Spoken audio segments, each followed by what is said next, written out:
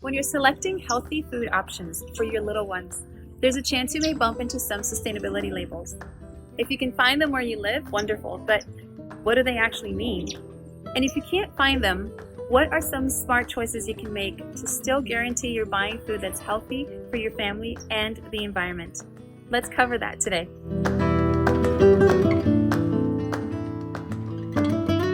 Hi, and welcome to Mama's Footprint. You're watching one of a series of videos about sustainability in parenthood/childcare. I'm Dr. Floyd Raymer, and it's a pleasure for me to be covering two of my passions, motherhood and sustainability. I'm a mom to two girls, Beatrice and Sophia, and I'm a community college professor of environmental and conservation biology. I'll be covering the main sustainability labels in two videos. Today, we'll look at organic, non-GMO, fair and direct trade, and carbon neutrality. The issue of food deserts will be included here, and alternatives will be suggested. In a follow-up video, I'm going to cover palm oil, certified humane, Rainforest Alliance, and Forest Stewardship Council. The concept of greenwashing will be presented with examples of terms that may confuse consumers, such as natural and earth-friendly. Let's start with organic. Here in the US, you'll most likely see the US Department of Agriculture organic label. This seal can also be state-specific, like the one for California Certified Organic Farmers, or CCOF, or international, such as the Quality Assurance International. They all basically meet the same standards, so I'll be talking about them in general. When something is labeled organic, it means that 95 to 100% of the product you're buying has certified organic ingredients, and the remaining 5% cannot be bioengineered or genetically modified. Organic food is any food that's produced without most conventional pesticides, synthetic fertilizers, or bioengineering, GMO. For animal-based products like meat, eggs, and dairy, it means that these animals have not been treated with any sort of antibiotics or growth hormones. It also means that the food they're given is certified organic. So you already know that certified organic food cannot contain bioengineered ingredients. Sometimes you may find a non-GMO project verified label on your food package. Not every non-GMO product is necessarily organic, but every organic product is non-GMO, okay? If you find both labels, it's most likely for marketing reasons. Not everyone knows that organic automatically means non-GMO, so the brand will make sure that they're specific about it. A bioengineered ingredient means that it received the genetic sequence that codes for an interesting characteristic, and that wasn't originally found in that particular ingredient before. A common one is the genetic code for a plant to be resistant to herbicides, which by definition kills unwanted plants. If the corn is genetically herbicide resistant, then the producer can freely spray herbicide on that cornfield and only undesired herbs will die. Get why it's an interesting characteristic? Another example could be the genetic sequence that codes for a particular vitamin that wasn't originally found in that ingredient, or the code that makes a crop more resistant to drought or heat. Are these bioengineered ingredients out there in the market? Oh, absolutely. We purchase them every day, unless, of course, you're buying products that are certified otherwise. When you purchase something that is fair trade certified, you're supporting a social movement to help producers in developing countries achieve better trading conditions and promote sustainability. Fair trade certification works with a triple bottom line framework, meaning that what is being sold needs to be socially just, prohibiting things such as child and forced labor, environmentally sustainable, and economically profitable, providing sufficient wages to producers. In other words, these certifications guarantee benefits to people, planet, and profit. Direct trade effectively cuts out the middlemen. Instead of the distributor buying from an importer, who bought from an exporter, who bought from a cooperative, the purchase is made directly with the producer. The idea is that given the direct communication, you can negotiate better while guaranteeing a higher quality, sustainable product. Everything that is produced generates some sort of carbon emission, some products more than others.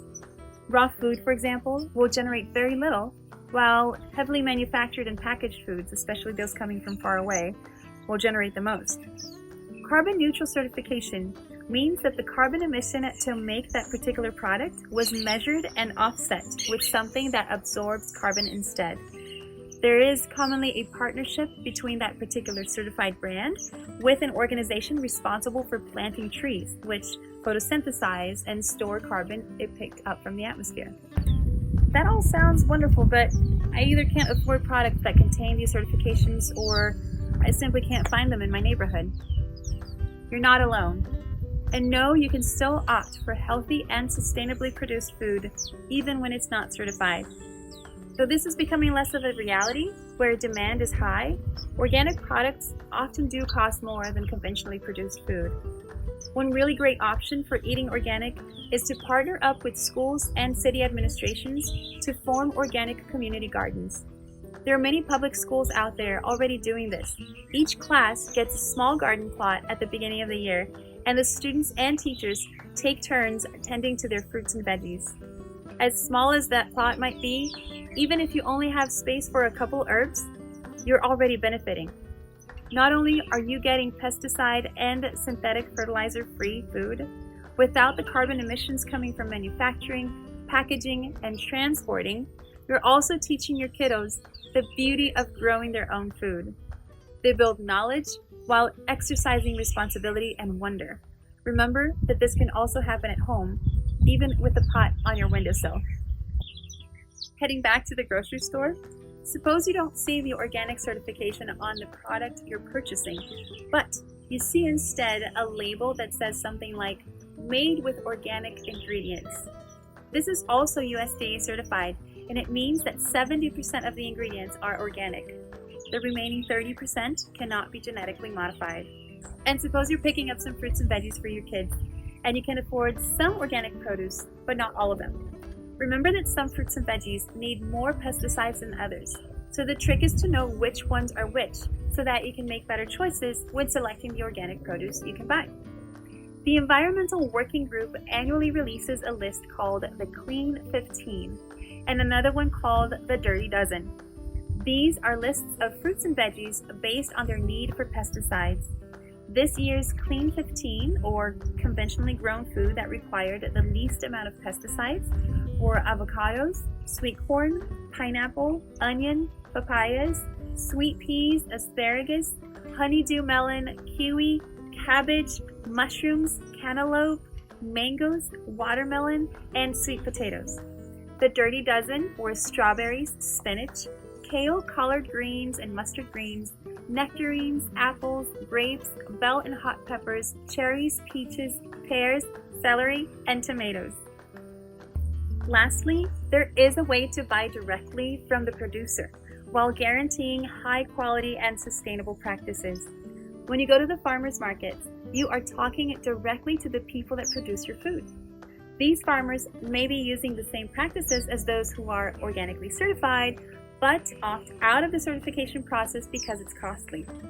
Other times, they may use synthetic fertilizers, but will stay away from pesticides, which is already huge.